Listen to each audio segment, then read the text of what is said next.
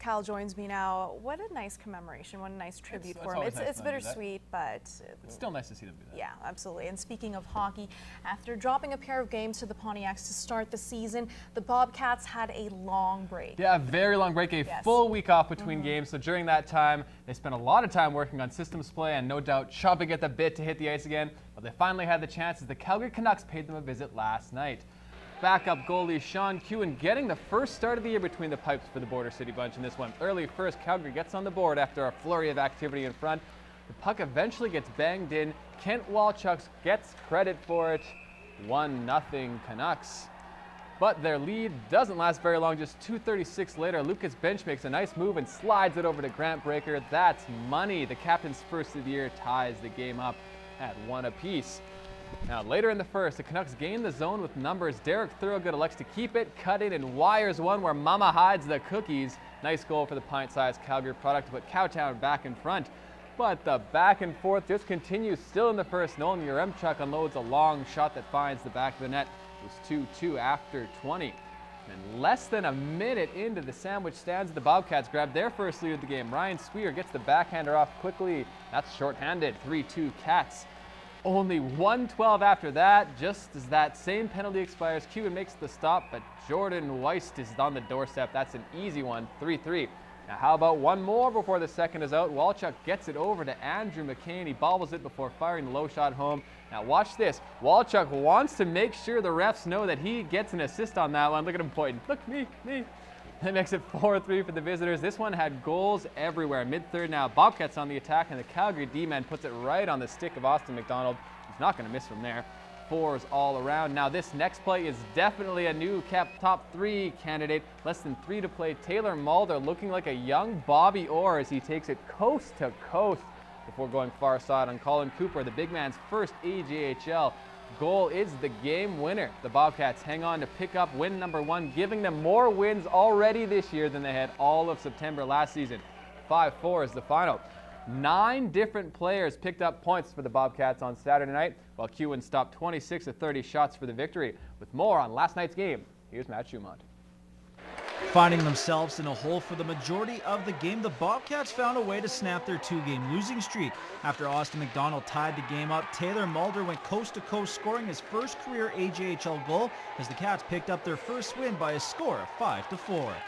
Well, I was thinking, what am I going to do? Like, that's my first time really having a rush like that, and I put her in, and if I didn't put it in, I knew I was getting a beating from the boys, so I just had to do it. When he scored, I couldn't believe it, and then, game winner, that's what we need guys to do.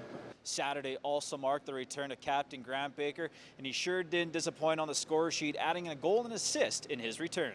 It's been so long, I just couldn't wait all day to get out there, and great pass by Bench, open net, and then Sweer driving hard. It's just easy plays for me to make. So Grant Baker's all heart, and he's totally committed to the Bobcats hockey team, and he's committed on the ice. He's a great leader, and just having him back on the ice, even though it was his first game, I thought Grant played very well. Now, despite the win, the Bobcats found themselves in penalty trouble once again, and at times were playing Canucks type of hockey. We dug ourselves into a hole. There's no doubt we played their style of hockey, and we had absolutely no structure at all. We made some horrendous mistakes in our own zone when, again, momentum, when we did get a little bit of a lead or get a goal, we seemed to give it right back to them. But it was a very poorly played hockey game, I felt, on both sides. The Bobcats are back in action this Wednesday when they host the Sherwood Park Crusaders.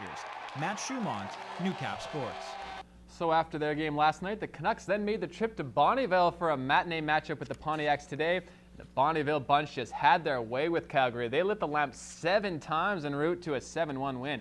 Spencer Fu had 3 points for the Ponts, while 6 others picked up 2 points each in the win. Josh Erickson had an easy time in net, only needing to stop 22 of 23 shots. The Pontiacs' next game is in Spruce Grove on Friday night. The 2014 Alberta Games are more than 10 months away, but that didn't stop one team from getting a head start at looking at potential players. That's it. The Zone 7 women's softball team held its first and only tryout of 2013 today. The idea is to give the coaching staff an early look at some prospects from the region and to give the girls a list of things they can work on over the winter. 2 things we're looking for. One is just hustle and overall ball ability. And then the other part when we get into the games this afternoon is their ability to use what they know in a game situation. Nearly 40 girls showed up for today's evaluations, and the coaches will select their roster of 14 after another evaluation in early May. Vaughn Davidson says today's turnout shows promise for the future. To have almost 40 players come out from across our zone is an encouraging sign for softball as a sport, and hopefully this will be a kickoff for more girls to want to come out and play competitive ball. The 2014 Alberta Games will be held in Airdrie from July 24th to 27th. Yesterday, both the men's and women's Rustlers soccer team picked up their first win of the season with dominating shutout wins. Today, they are back on the pitch hoping for a repeat performance against the SAIT Trojans. The women pull off a gutsy come-from-behind win to take their match 4-3. Lisa Eggum scores a hat-trick for the second straight game. Brianna Carlian had the winner. The Lady Rustlers have now won 2 in a row, and looking good, they'll go for the trifecta next weekend when Red Deer College visits the border city. The men didn't fare as well as the ladies. They come away on the wrong end of a 3-2 game. Darko Hardy and Braden Bretzer scored the goals for the Rustlers. They'll look to get back in the win column next weekend against the Queens. It's Sunday. You know what that means. It's time for a dose of the best Lloydminster athletes have to offer. For your viewing pleasure, I present the Newcap Sports Top 3.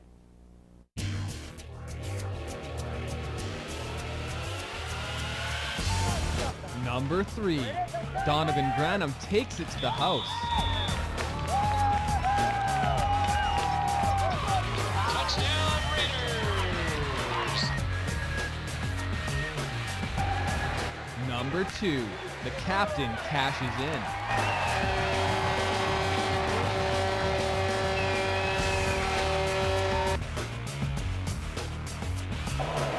And number 1, Taylor Mulder goes coast to coast.